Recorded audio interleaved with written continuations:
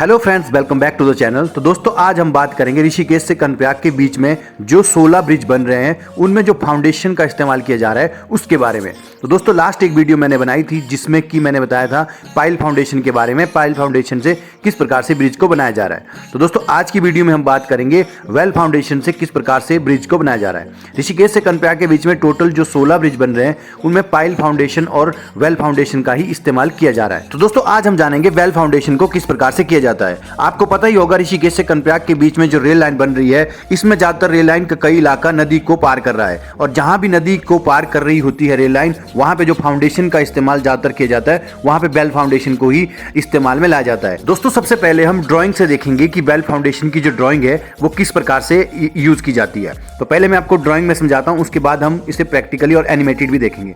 जैसा कि आप दोस्तों इसमें देख रहे हैं, इसमें आप जो सर्कल वाला एरिया देख रहे हैं ये हमारा टॉप लेवल ही रहता है जो हमारी वेल फाउंडेशन रहती है, और इसमें जो साइड में आपने देखा कि ये नीचे जो मैं अभी आपको रेड करके दिखा रहा हूँ ये की रहती है, ये पूरे सर्कल में ही की रहती है। पर लेकिन अभी मैंने इसको काट के आपको दिखाया है, अगर आप इसको काटेंगे तो इस प्रकार से दिखेगा। जो की होती है सबसे पहले की के लिए सरिया और शटरिंग का अरेंजमेंट किया जाता है। की जो हमारी इसकी जो डेप्थ रहती है वो कम से कम 2.5 मीटर रहती है। आप देख सकते हैं 2.5 मीटर की रहती है। पहले की को बनाया जाता है, उसके बाद इसको ऊपर से नीचे की ओर को फाउंडेशन को बनाया जाता है। वेल फाउंडेशन हमेशा ऊपर से नीचे की तरफ होती है।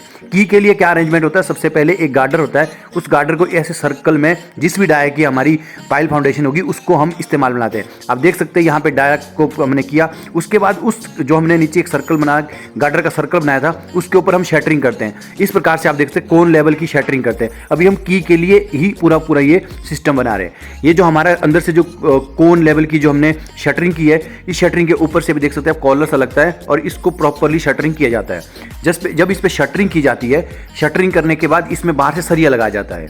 जैसा कि अभी आप वीडियो में देख रहे हैं, आपने देखा कि अंदर जो हमने शटरिंग करके जो सर्कल में शटरिंग कौन टाइप पे शटरिंग की थी उसके बाहर से ये देख सकते हैं आप, इस प्रकार से हमने जो ड्राइंग में आपने देखा था की टाइप का सरिया वो इस प्रकार से हमने लगा दिया है। पूरा जो 2.5 मीटर का सरिया है इसको इस तरीके से लगाया जाता है। पूरा जब इस सरिये को बांधा जाता है इसके बाद इसको बाहर से शटरिंग किया जाता है। जो ये की है इसके बाहर से भी शटरिंग की जाती है। आपने देखा दोस्तों इस वीडियो में आप देख रहे हैं बाहर से शटरिंग को किया जा रहा है, और शटरिंग के अंदर जो हमारा अब जो एरिया है की वाला इसमें कंक्रीट को डाला जाता है। जैसे ही इस प्रोसीजर को पूरा किया जाता है इसके बाद इसके अंदर से जो अंदर आप खड्डा देख रहे हैं इस प्रकार से आप देख सकते हैं, एक वीडियो में आपको दिखा रहा हूं मैं, इसके अंदर से अब जो मिट्टी है उसको एक्सकवेशन करना शुरू किया जाता है। अंदर से एक्सकवेशन शुरू किया जाता है और धीरे धीरे करके इसको नीचे की तरफ को डाला जाता है। मतलब आप समझ सकते हैं कि बीच में एक्सकवेशन करके हम तकरीबन 1-1.5 मीटर नीचे जाते हैं। 1.5 मीटर नीचे जाने के बाद और आप देख सकते हैं इस प्रकार से जो हमारी जो ऊपर की राफ्ट होती है उसको नीचे डाला जाता है। जो हमने पूरी वेल फाउंडेशन एक ऊपर बनाई हुई थी की के साथ में 1.5 मीटर हमने उसके नीचे एक्सकवेशन की थी, और उसके बाद उसमें थोड़ा सा प्रेशर डालने के बाद उसको हम नीचे की तरफ को दबाते हैं। आप देख सकते हैं यहाँ पे इस प्रकार से नीचे जाती है। फिर जो ऊपर को सरिया रहता है इसमें हम ऊपर को ओवरलैप देके सरिया बांधते हैं, फिर से कंक्रीट करते हैं, फिर नीचे से एक्सकवेशन करते हैं, फिर इसको नीचे डेप्थ में टोटली डाला जाता है। इसको मैं आपको प्रॉपर एनिमेटेड के जरिए दिखाता हूँ, फिर आपको पूरा क्लियर हो जाएगा।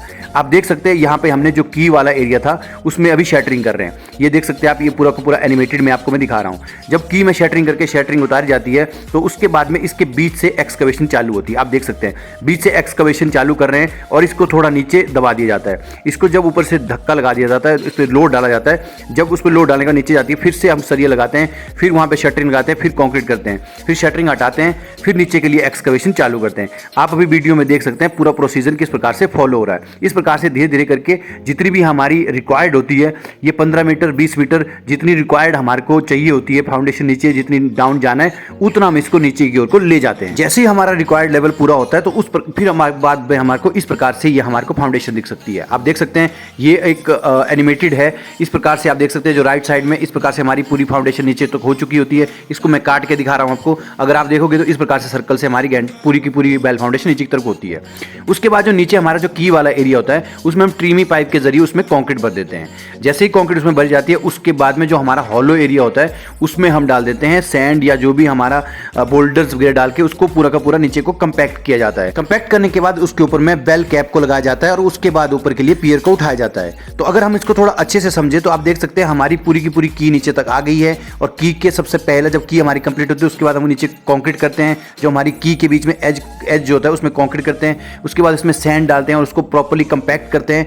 कंपैक्ट करने के बाद हमारा पूरा जब इस पे सरफेस आता है तो उसके बाद हम टॉप में प्लग करते हैं। आप देख सकते हैं टॉप प्लग जो हमारा होता है 600 mm के आसपास वो एरिया होता है जिसमें बोल्डर वगैरह हम डाल देते हैं और साथ में इसमें लेन कंक्रीट भी डाली जाती है और उसके बाद में बेल कैप आती है ऊपर में। मतलब आप समझ सकते हैं कि बेल कैप आती है। आप देख सकते हैं कि इस प्रकार से हमारी फाउंडेशन पहले नीचे को गई और नीचे जाने के बाद में जब ऊपर पहुंचती है तो इस प्रकार से हमारा जब सरफेस रेडी होता है, जब नीचे जाने के बाद इसमें हमने पूरा सैंड भर के नीचे एक एज वाली कंक्रीट कंप्लीट करने के बाद जब हमारा ऊपर ये सरफेस बचता है तो इसके बाद हम इसके ऊपर से पाइल कैप की कंक्रीट करते हैं। और इसके बीच में अगर बाय द वे पानी भी होता है कभी बेल फाउंडेशन में तो आप देख सकते हैं पाइप के जरिए नीचे से पानी को निकाला जाता है। उसके बाद में एज कंक्रीट और सारी सैंड कंपैक्ट करके सब को किया जाता है।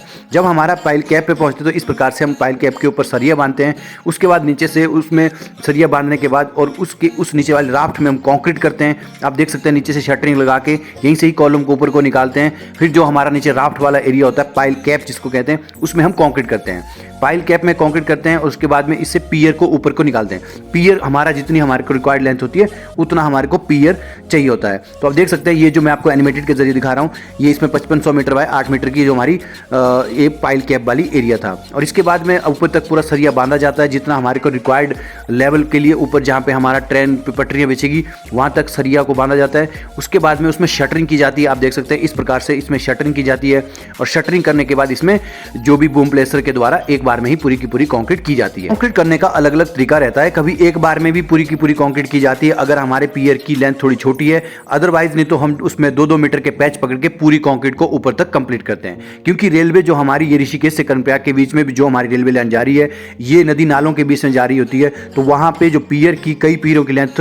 तकरीबन 20-30 मीटर तक होती है और कई पियर छोटे पियर भी होते हैं जिनकी लेंथ सिर्फ 10 मीटर तक होती है। तो मतलब एक जनरली मैं आपको दिखा रहा हूं कि इस प्रकार से इसको किया जाता है। तो आप देख सकते हैं कि इस प्रकार से जब पियर हमारा रेडी होता है तो पियर के ऊपर से फिर हम कंक्रीट करके या फिर हमारे जो स्टील गार्डर होते हैं उनको लगा के एक पियर से दूसरे पियर तक स्टील गार्डर लगा के उसके ऊपर से फिर ट्रेन के लिए पटरियां बिछाई जाती है और स्लैब डाला जाता है। तो आप देख सकते हैं इस प्रकार से एक पियर और दूसरा पियर तैयार होता है और उसके बाद में इस प्रकार ऊपर से गार्डर लगाए जाते हैं। गार्डर लगाने के बाद उसके ऊपर जो स्टील गार्डर्स होते हैं उनको एक एक करके जोड़ा जाता है और हमारा पूरा का पूरा स्ट्रक्चर जो ब्रिज का तैयार होता है और इसके ऊपर से रेल जाने के लिए बिल्कुल परफेक्टली रेडी हो जाता है। तो दोस्तों आपने देखा किस प्रकार से ऋषिकेश से कर्णप्रयाग के बीच में वेल फाउंडेशन के जरिए नदियों के ऊपर से ब्रिज को बनाया जा रहा है। तो दोस्तों इसी के साथ करता हूं वीडियो को एंड। इस वीडियो में आपने देखा कि ऋषिकेश से कर्णप्रयाग के बीच में जो 16 ब्रिज बनाए जा रहे हैं उनमें से कुछ एक ब्रिज पे वेल फाउंडेशन के जरिए इस प्रकार से फाउंडेशन को बनाया जाता है। तो दोस्तों इसी के साथ वीडियो करता हूं एंड। अगर आपको मेरी वीडियो अच्छी लगती है